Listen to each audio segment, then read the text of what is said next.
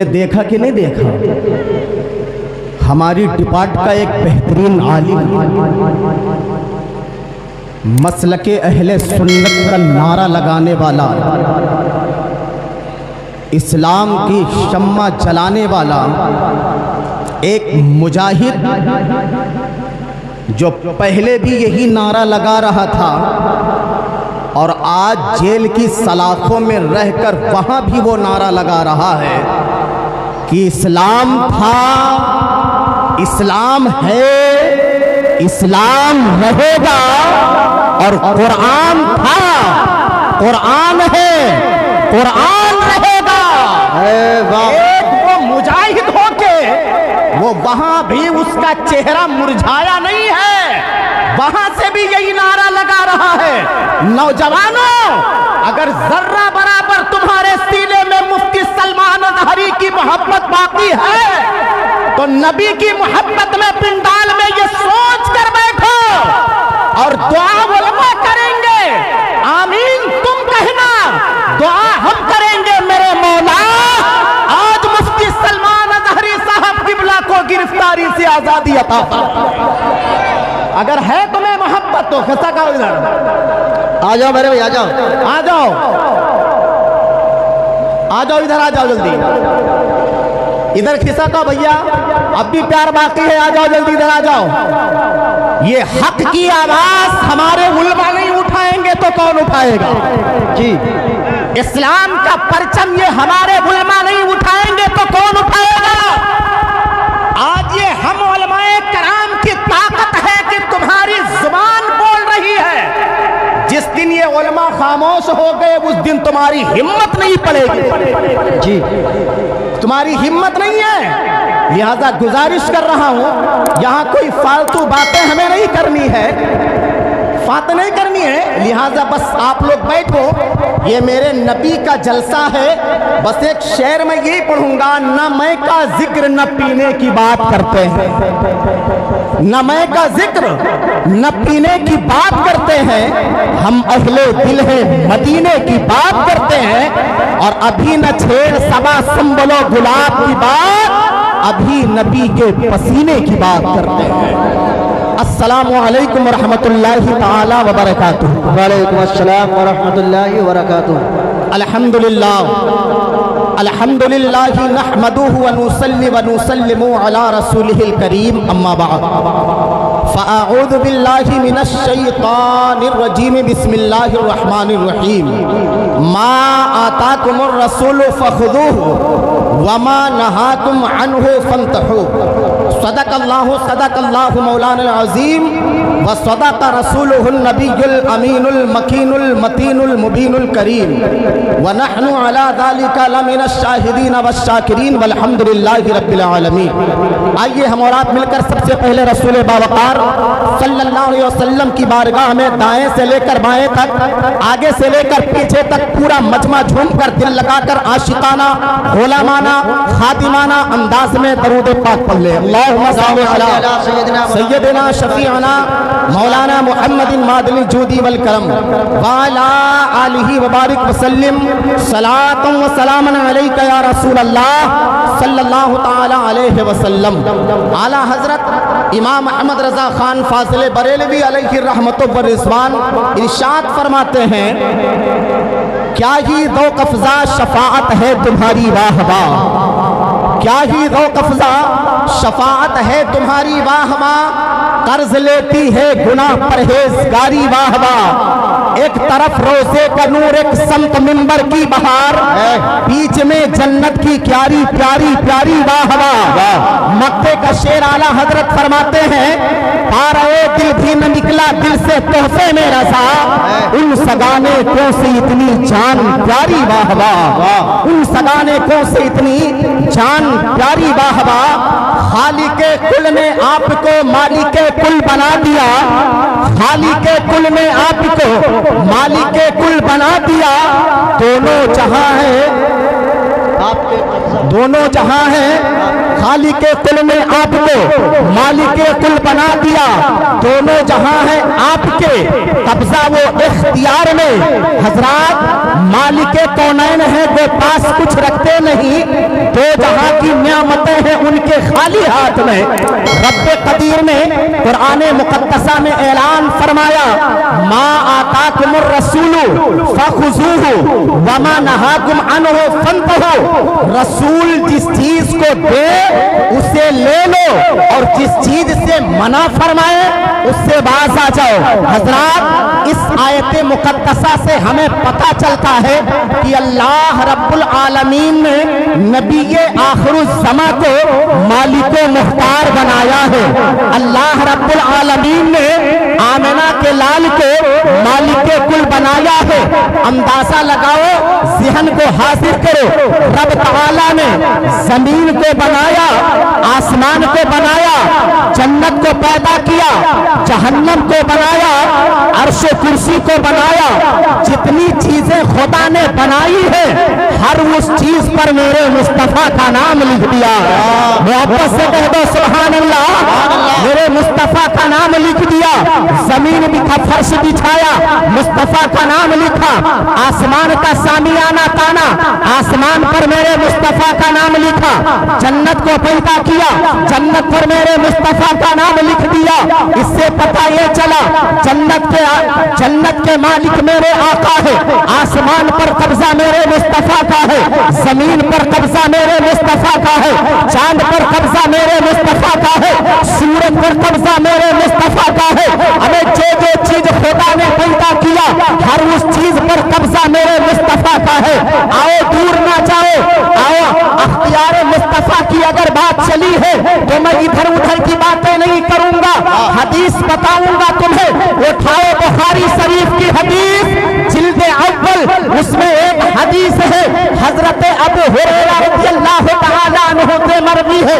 آپ فرماتے ہیں کہ میں نبی کی بارگاہ میں حاضر تھا، ایک شخص آیا اور آنے کے بعد میں کہنے لگا یا رسول اللہ مجھ سے ایک گناہ ہو گیا ہے۔ میرے آقا نے پوچھا بتاؤ تجھ سے کون سا گناہ ہوا ہے؟ کہا یا رسول اللہ میں نے روزے کی حالت میں اپنی بیوی سے جمع کر لیا ہے۔ سرکار فرماتے ہیں ٹھیک ہے، اگر روزے کی حالت میں تو نے اپنی بیوی سے جمع کر لیا ہے تو تو جا اور ایک غلام کو آزاد کر دے، روزے کا کفارہ ادا ہو جائے گا۔ کہا یا رسول اللہ میرے پاس اتنی حیثیت نہیں ہے، اتنی طاقت نہیں ہے۔ کہا جا تو 60 مسکین کو کھانا کھلا دے، روزے کا کفارہ ادا ہو جائے گا۔ یا رسول اللہ اس کی بھی میرے پاس طاقت نہیں ہے۔ کہا 60 دن متواتر تو روزہ رکھ لے، روزے کا کفارہ ادا ہو جائے گا۔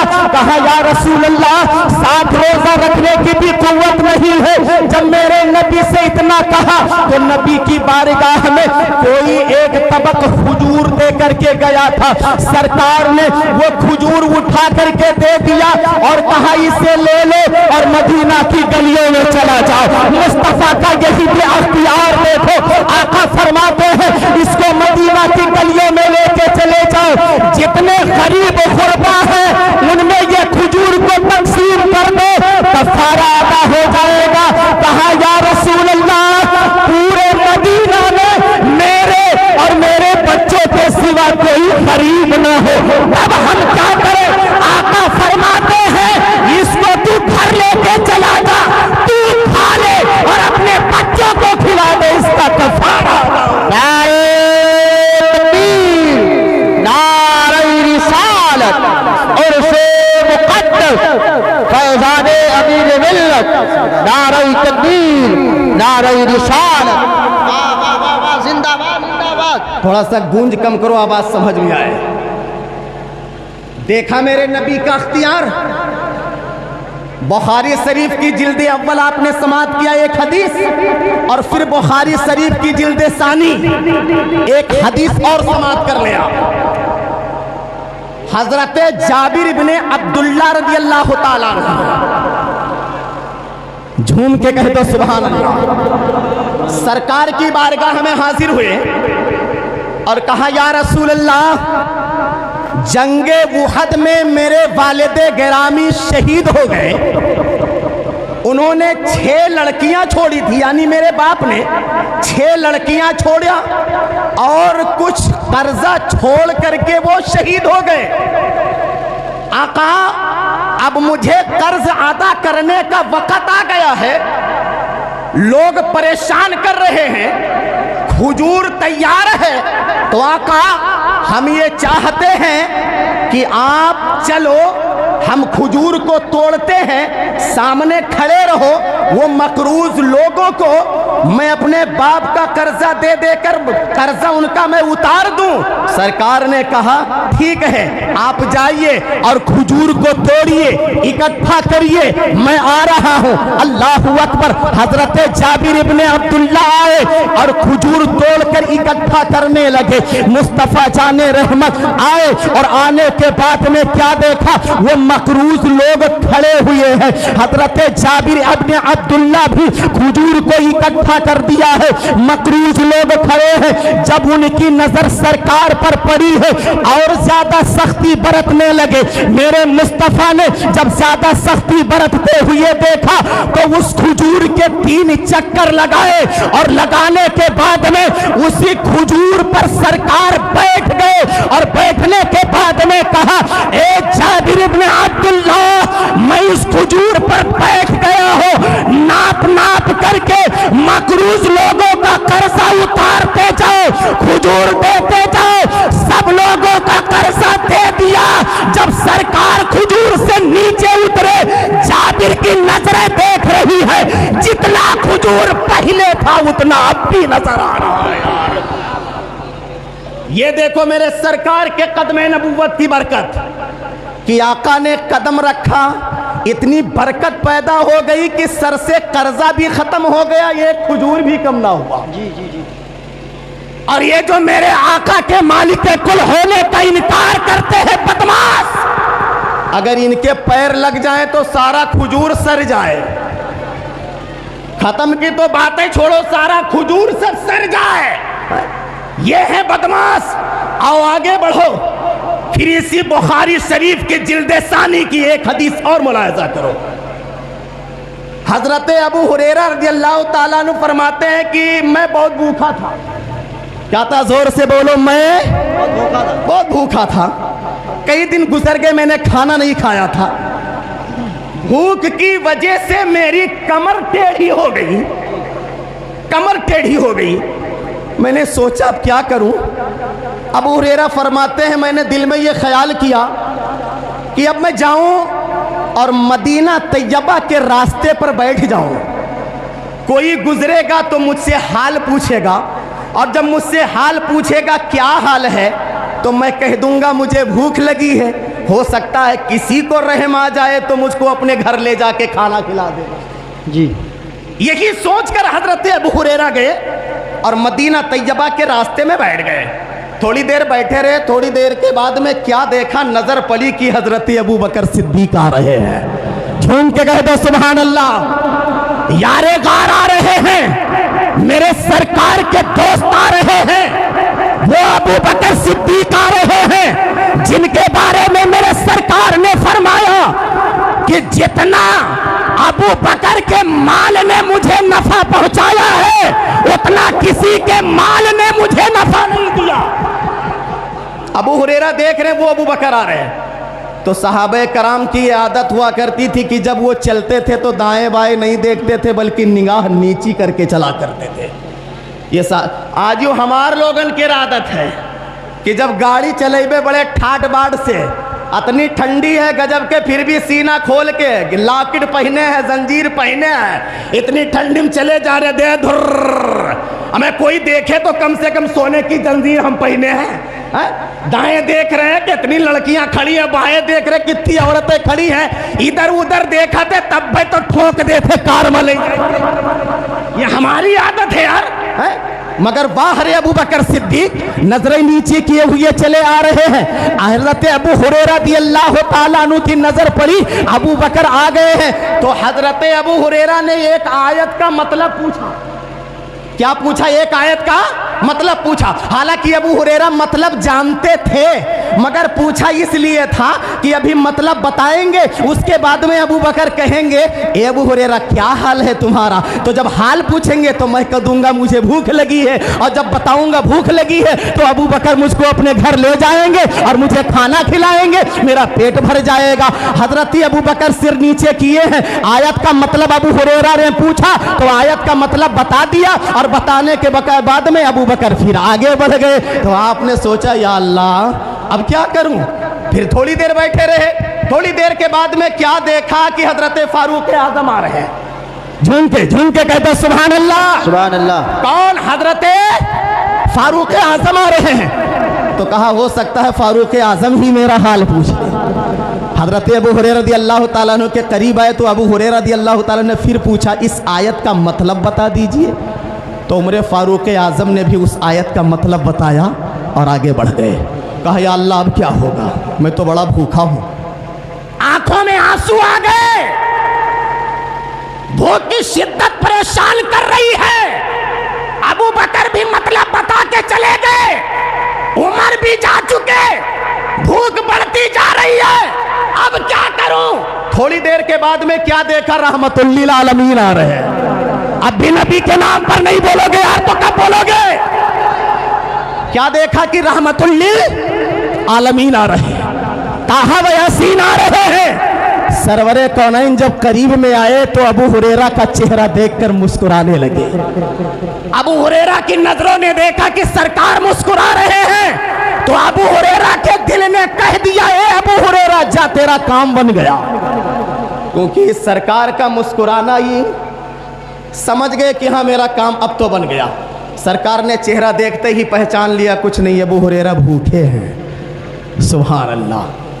वो नबी जब मुसल्ले इमामत पर खड़ा होता है तो जितना अपने आगे देखता है उतना अपने पीछे भी देखा करता है। चेहरा देखकर मेरे नबी ने पहचान लिया अबू हुरैरा भूखे हैं। अबू हुरैरा उठो मेरे साथ में चलो। सरकार साथ में लेके गए, घर पहुंचे, घर वालों से कहा लाओ कुछ घर में है? आवाज आई हाँ एक प्याला दूध का है। झूम के कह दे यार सुभान अल्लाह। क्या कहा? एक प्याला दूध का है।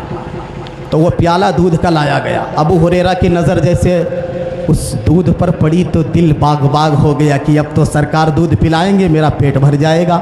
सरकार फरमाते अबू हुरैरा, कहा या रसूलल्लाह क्या बात है? मेरे आका फरमाते जाओ सहाबे सुफ़ा को बुला लो। झूम के क्या कहा सहाबे? ये उलमा हमारे समझ रहे हैं कि असहाबे सुफ़ा क्या है। अब आप भी समझते चलो। बाबे जिब्राइल से दाखिल हो और दाहिने तरफ एक चबूतरा बना है, उसका नाम सुफ़ा है। और 70 सहाबे कराम ऐसे थे जिनके पास दुकान नहीं है, मकान नहीं है, जायदाद नहीं है, खाना नहीं है। वो 70 सहाबा उसी चबूतरे पर बैठते थे। कोई खाना लाता था तो खा लेते थे, नहीं लाता था तो किसी के आगे हाथ नहीं फैलाते थे। यार हक है। वो सहाबे कराम है। तो चबूतरे का नाम सुफ़ा है और वो सहाबी की जमा सहाब है, तो उनको असहाबे सुफ़ा के नाम से याद किया जाता है। 70 की तादाद थी उनकी। कितने लोगों की तादाद है? 70 लोग। हजरत अबू हुरैरा से सरकार ने कहा जो उनको बुला के लाओ। तो अबू हुरैरा गए और 70 साहबे कराम को बुला के लाए, साहबे सुफ़ा को बुला के लाए। सरकार की बारगाह में जब वो सारे सहाबी आ गए तो जमात से बिठा दिया। सरवरे कौनैन ने दूध का प्याला अबू हुरैरा के हाथ में दिया। अब दूध के प्याले में मेरे नबी का हाथ मस हो चुका है, हाथ लग चुका है, बरकत पैदा हो गई। कहा अबू हुरैरा इसको लो और जाओ एक एक करके सबको दूध पिला दो। सुभान अल्लाह, सुभान अल्लाह। अबू हुरैरा एक सहाबी के करीब गए, कहा चुल्लू बांधो। एक ने चुल्लू बांधा तो आपने डालना शुरू किया। जब वो सहाबी सिकम शेर हो गए तो अबू हुरैरा ने झांक कर देखा कि देखी कम तो नहीं होगा। झुमके झुमके कहते सुभान अल्लाह, सुभान अल्लाह। प्याले में झांक करके देखा कि कहीं कम तो नहीं हो गया है। तो देखा जितना दूध पहले था उतना दूध अब भी बाकी है। दूसरे के करीब गए, कहा चुल्लू बांधो। चुल्लू बांधा तो फिर डालना शुरू किया, उन्हें भी पिला दिया, मगर दूध कम ना हुआ। तीसरे के पास गए, चौथे के पास गए, पांचवें के पास गए, यहाँ तक कि हदीस पाक शाहिद है, बुखारी शरीफ की हदीस है, अबू हुरैरा ने एक एक करके 70 सहाबे कराम को दूध पिला दिया, मगर एक कतरा भी दूध का कम नहीं हुआ। आका की बारगाह में वापस पलटे तो अबू हुरैरा मुस्कुरा रहे हैं। मेरे नबी ने पूछा, ए अबू हुरैरा मुस्कुरा क्यों रहे हो? कहा, या रसूल अल्लाह, क्यों ना मुस्कुराओ, एक प्याला दूध में 70 पी चुके, मगर फिर भी जितना पहले था उतना अब। वाह वाह वाह, जिंदाबाद जिंदाबाद, हक है। तभी तो शायर कहता है, क्यों जनाबे अबू हुरैरा, कैसा था वो जामे सिर, जिससे 70 साहिबों का दूध से वो फिर गया। जी हक है। अल्लाह अकबर, ये मेरे नबी की बरकत देखो। फिर कहा, ए अबू हुरैरा, ला दूध का प्याला मुझे दे दो। सरकार ने दूध का प्याला लिया, कहा, अबू हुरैरा अब आप चुल्लू बांधो। सुभान अल्लाह, आपने सबको पिलाया है, फिर अब आप चुल्लू बांधो। अबू हुरैरा ने चुल्लू बांधा तो मेरे सरकार ने डालना शुरू किया, पेट भर गया, हटा लिया हाथ, कहा और पियो, कहा नहीं आका, कहा अरे और पियो, फिर चुल्लू बांध दिया, फिर सरकार ने डाला, फिर मुंह को हटा लिया, कहा नहीं और पियो, 3 मरतबा पिया। जब शिकन शेर हो गए तो मेरे सरकार ने बिस्मिल्लाह पढ़ करके बचा हुआ दूध पी लिया खुद को। सुभान अल्लाह, दूध को पी लिया। ये मेरे नबी के कदम नाज की बरकत है, मेरे नबी के दस्ते अक़दस की बरकत है। रब कुरान में फरमा रहा है, मा आताकुमुर रसूलु फखुज़ूहु वमा नहाकुम अन्हु फंतहु। रसूल जिस चीज को दे उसे ले लो, और जिस चीज से मना फरमाए उससे बाज आ जाओ। इस्लाम जिंदाबाद, मसलक आला हजरत पाइंदाबाद। अस्सलाम।